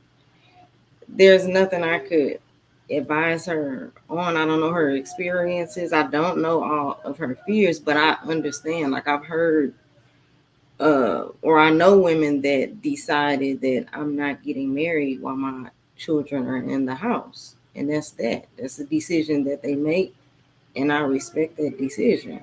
You know, that's completely understandable. You know what? I want to say thank you to Kendra for sharing that with us 100%. because she really don't know how many women she just helped with that statement. There are a lot of women who live in that fear because of that particular situation. And the reason why I applaud her is because she fought through that. You see what I'm saying? She went and sought counseling. And so many women don't seek counseling. And here's my thing. There's an opportunity that she's providing her kids to see that other women who refuse to do the work, she's allowing herself to have her kids to see what a healthy marriage looks like. And I think sometimes in our selfishness, we like to protect our own egos and our own fears in spite of giving the opportunity to have our kids to see something greater than what we had. You see what I'm saying? Because think about it. We may be able to train our daughters to be fine young women, but are we training them to be the wives that future husbands need? You see what I'm saying? Are we training our sons to be the future husbands that our future wives need? We can't do that in a vacuum if they've never seen a man and a woman work together. And I think that is the paradigm shift that we'll find ourselves in now. So, Kendra, for that, I applaud you. I really do, because there's so many women who need to hear that story and let them know it's okay. And here's the direction that you need to go to solve that. Because I will tell you, if I had $1 for every time a woman has said, hey, you know what, I'm going to focus on my kids now and I can't do a relationship. If I had $1, I promise you, I would probably be rich. And that's probably speaks to a lot of what some of the guys are saying. Say, hey, I'm not going to date a woman who has kids because of the story that you shared, because there's this fear. So the men are saying, I'd rather not, scale that wall. You see what I'm saying? I'd rather not invest in something that's already broken that I can't fix. I'm always going to be number 2 or 3 on the list. I'll never be number 1. Even though I'm willing to put in number 1 work, I'll never be number 1. And nothing says I don't love you than reciprocity unrequited. You see what I'm saying? So that's one of those things that I'm glad you spoke to that, because not only are you speaking to the women, you're speaking to the men as well who are thinking and considering of dating a woman with children. So thank you for sharing that. Thank you. That was phenomenal. Yeah, I was gonna applaud you as well. It's a big deal to be transparent on a space where people have somewhat of access to you to some degree. That was one of the reasons why I was transparent, had a fear of being transparent about my own circumstances of losing someone, right? Because I didn't know how people would receive that. You know what I'm saying? And then being married got married in like 18 months after I lost Jen. However, God has the final say, right? It is important for. I mean, think about it. If you read the Bible, I'm thinking that some of them people will like, God, why did you have to put this in here? You know what I'm saying? Like the transparency that's in the scriptures, have helped us, and those of us that read it to come to a point of understanding that there is when we get hurt, there's a way to get healing. Without those stories, and those testimonies, what would we have? You know, so I applaud you as well as Robert and everybody else that's here. I mean, everybody has kind of alluded to the fear that they had. I mean, Robert talks about him having a fear of being married as he's engaged. You know what I'm saying? How transparent is that, right? Along with everyone else. So I appreciate, you know, I appreciate the time that you have given me to talk to me and others that will hear this from forever, right? Because this will last until infinity. And I don't take it lightly. That's why I always try to get y'all out at a reasonable time. You know what I'm saying? Because I don't owe you, you don't owe me anything, and I can't give you much of anything as of right now. You know, so I value that. And so I want to say thank you. Make sure you check out Lost in Translation on all platforms. You know what I'm saying? He's the Barry White of the group. You know what I'm saying? And then you got Prototype. You know, he's a heavyweight hitter. People don't know, but Prototype actually care about people. You know what I'm saying? So we heard it tonight. If you ain't heard another before, listen. Hey, Prototype, you need to clip that out for yourself, bro. You know what I'm saying? Then you got Ash. She always comes with it. You know what I'm saying? She allows us to hear her life story and how she's trying to get better each and every day. And I would caution you to say that you're 99.9% of the time wrong. You know what I'm saying? I think you downplay the work that you present and the value that you give. Shout out to Keandra for being so gracious to us and providing us the clarity of which we need from a married woman's perspective. I think that's a part of what's missing in this space. And that's why I try to reach out to married women to help them, to help others see the value that you all bring into a marriage, and that it's not what other people seem to think that what it is. And shout out to the couple of the century right now. You know what I'm saying? Anthony and Alicia. Like, y'all got A's for real. You know what I'm saying? It's in your name, right? I appreciate you all and all the work that you're doing. I think were y'all on a fast last week? Was that what it was or something? No, we had a challenge. We had a 3-day challenge last week. It was something like that. Okay. And y'all have challenges regularly? That was the first one. We may roll it out again next month. We're trying to figure out how we're gonna do it. But yeah. All right, keep us posted, you know what I'm saying? So I can let people know about that. You know, and don't forget, hey, shout out to Prototype. Hey, he doing this thing on Tuesday nights. You know, he talking to gentlemen about what it is to be big time men on Tuesday nights. Are you still doing Wednesdays? No, we're just on Tuesdays right now. Tomorrow we're talking about is it worth caring about the Black community, man? So check us out. Yeah. That's gonna be something. Hey, make sure you drop that link, bro. Or put a flyer out, bro. You be bugging. As much technology you know how to do, you don't put no flyers out to let us know what's going on. You know what I'm saying? Do that. All right. I got y'all. I bet. And when y'all come on the Common Sense couple. I'm sorry. When can we find y'all? Y'all do lives or anything like that? Yeah, it's sporadic. It's sporadic. So just follow them and then hit the subscribe and the notification. But Keandra, I didn't want to miss out. What can we find you at? My husband and I have a page on IG. It's coordinated_couple, or you can find me on IG at Keandra. Oh, that's right. Hey, they be coordinating for real, for real. Y'all need to go check them out. Like, she put their stuff together for sure. Yeah, that's what's up. I remember now. And then Ash, you over there on IG. You on anything else, Ash? No, it's just IG for right now. Like I said, I'm lazy right now. Listen, stop speaking those things and just come on with it. You know no, I have a YouTube channel, but the thing is, when your kids get hold of things and change passwords and things, I got to get back in. So that's where we at. But yeah, you can find me on IG. My new thing is Uncensored Mom, where I'm just talking about strictly just mom, and I link it with 360 Diva, so it's easy to find until the page get a little bit more followers. You know, I'm sharing the reels. We getting it out there that being a single mom just ain't what it cracked up to be. I don't care what nobody say. That's what's up. And then you got Mr. Robert. Give me a second doing this thing. Talk about it, Rob. What you got? What's going on with you? You're on mute, Robert. Man, oh man, got a couple different things right now. I'm executive producer over a podcast called Real Reckless. We just did a live recording, sold out audience.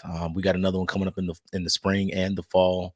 But biggest shout out to me and my old lady. We have a thing called the Check-In.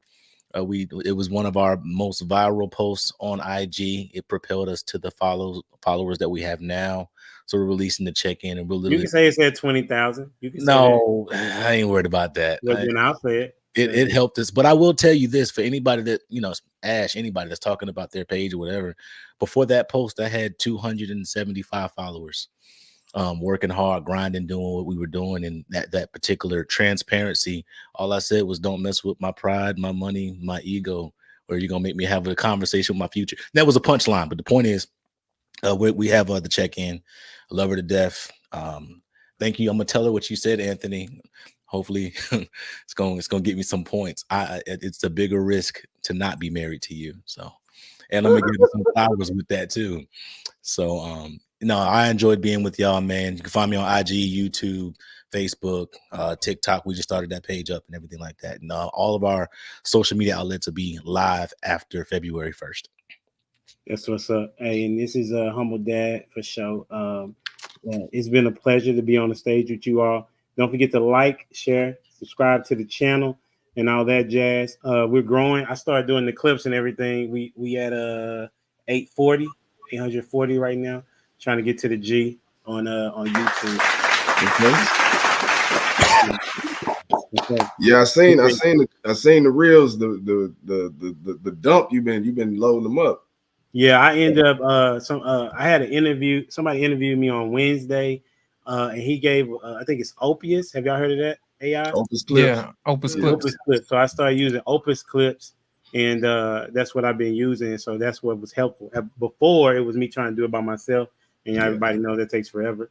So the Opus Clips allows me to, and anybody want to use it, it allows you to also schedule out as well. So you can sit down and then you can schedule out what you want to do. It is a cost, but it's definitely worth the risk. You feel me? All right. Yep. So, hey, until next time, we out here. Deuces.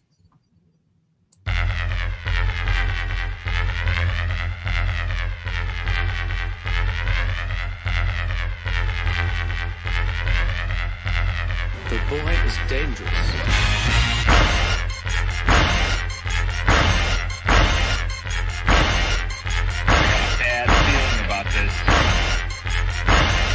You don't seem to understand something.